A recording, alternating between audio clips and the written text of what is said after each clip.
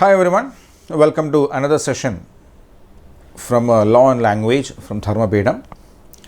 So in the previous sessions we had discussed nearly around two basic differences between primary auxiliary verbs and modal auxiliary verbs.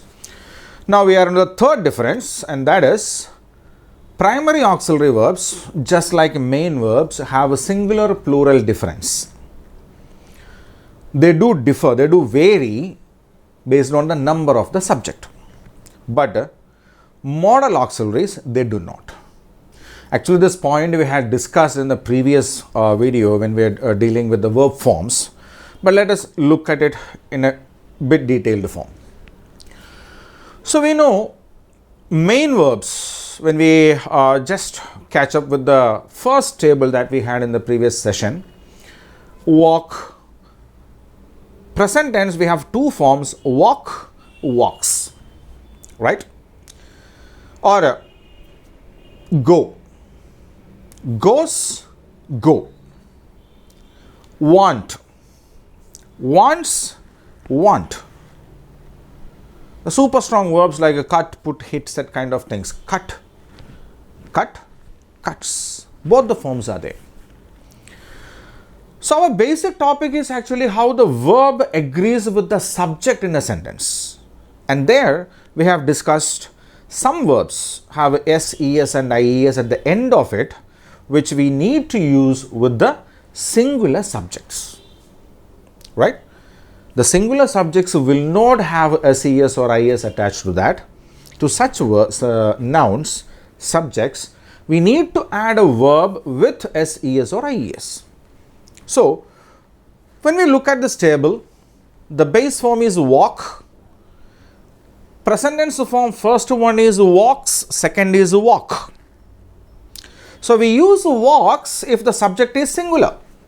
For example, we can say he walk, he walks, right? They walk, right? See, with singular subject, we need to add a singular verb. With the plural subject, we need to add a plural verb. See, the boy walks. The boy means how many boys are there? Only one boy. Means it's a singular noun. It's a singular subject. With a singular subject, we need to add a singular verb, that is walks. So the sentence becomes the boy walks. If we change that into a plural subject, how can we make a singular noun into a plural noun? Basically by adding ses or ies. So boy, the plural is boys. So the boys walk. The verb walk is used without s in that, and that is a plural verb. Right? So main verbs basically have this difference, singular and plural. A singular subject takes a singular verb. A singular verb is a word which has ses or ies attached to that. And a plural subject takes a plural verb. A plural verb is a verb which does not have an ses or ies at the end of it. Look, my friend goes to school. My friend. Friend means only single person. One person. That's a singular noun, right? So my friend goes.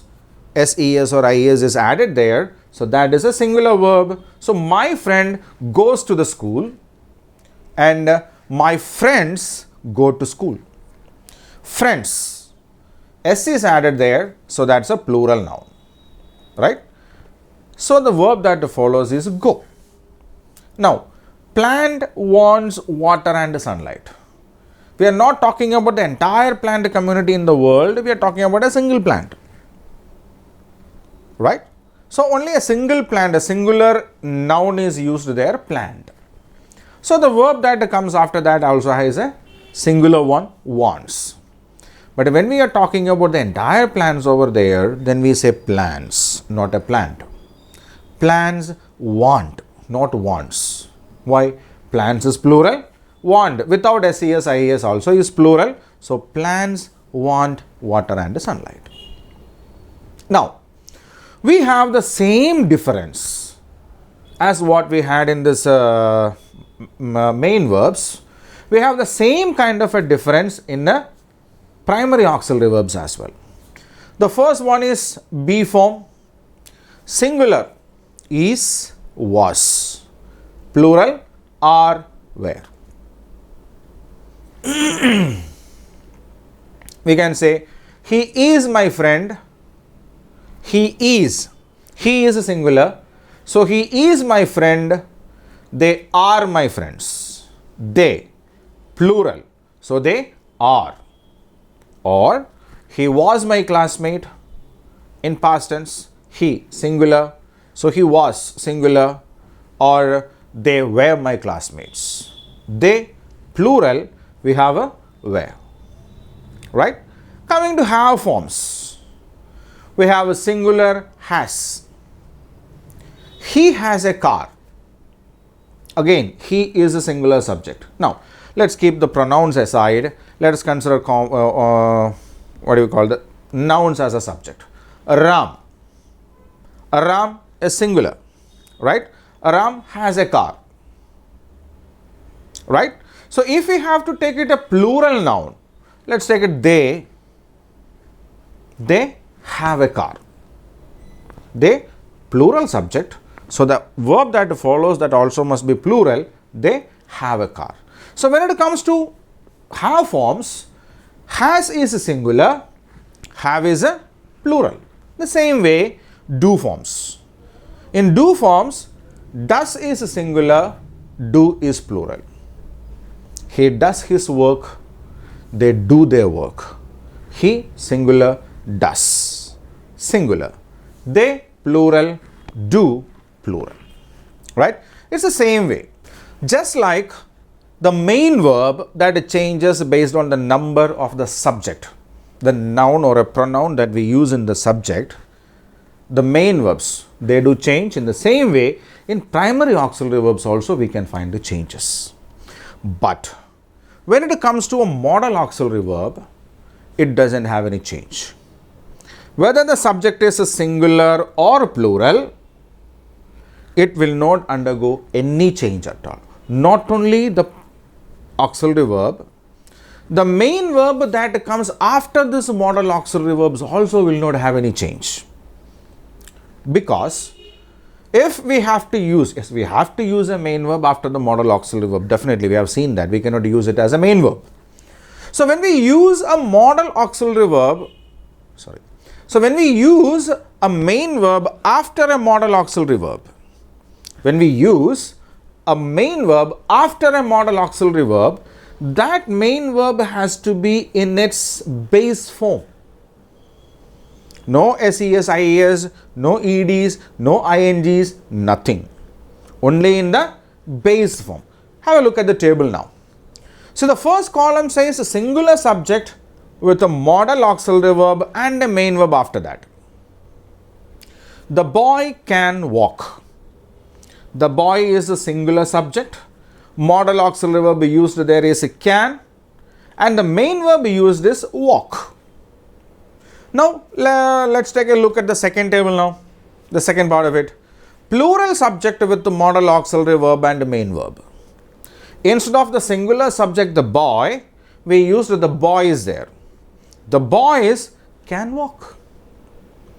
So, the only change when we look at those two sentences are, the only change that we can see in this particular two sentences, it's just the boy, singular noun, changed into a plural noun, the boys.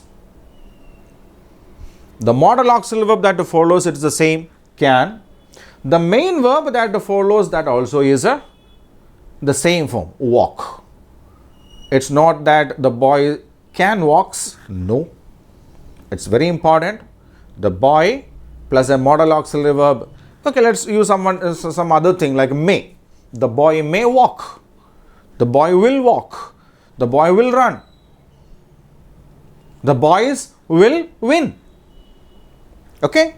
See, my friend may go to school. The auxiliary verb used there is may. The main verb that is used after that is go.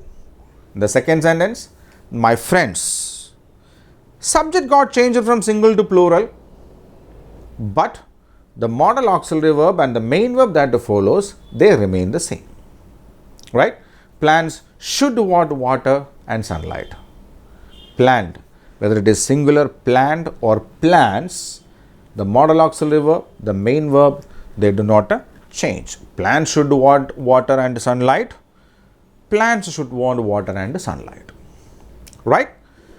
So this is the third difference between a primary auxiliary verb and a modal verb. Primary auxiliary verbs, just like the main verbs, they have a singular plural difference. Modal auxiliary verbs cannot. Obviously, when primary auxiliary verbs can be used as a main verb, it should have these kinds of characteristic features which the main verb possesses. Simply that is happening there, right? We can use the primary auxiliaries as a main verb, so that should possess, these primary auxiliary verbs should possess all these kind of characteristic features which the main verbs do possess, right? As modal auxiliary verbs cannot be used as a main verb, they do not, because they do need to have a main verb after that, and that will be always in the base form, right? So that is it all for the session. In the next session, we will be dealing with one of the most important difference between the primary auxiliary verbs and modal auxiliary verbs, how they are used in the tenses, right? Thank you.